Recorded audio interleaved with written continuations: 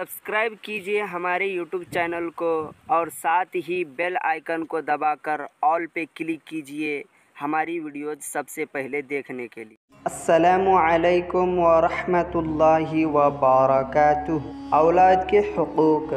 जिस तरह माँ बाप के हुकूक औलाद पर हैं, इसी तरह माँ बाप पर भी औलाद के हुकूक हैं, और वो हुकूक ये हैं।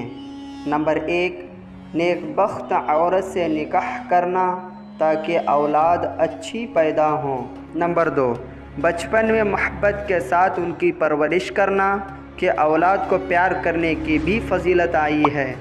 बिलखुसूस लड़कियों से दिल तंग न होना, उनकी परवरिश करने की भी बड़ी फजीलत आई है। अगर दाई का दूध पिलाना पड़े तो बाअखलाक और दीनदार तलाश करना कि दूध का असर बच्चे के अखलाक में आता है। नंबर 3, उनको इल्म दीन व आदाब सिखाना। नंबर 4, जब निकाह के काबिल हो उनका निकाह कर देना।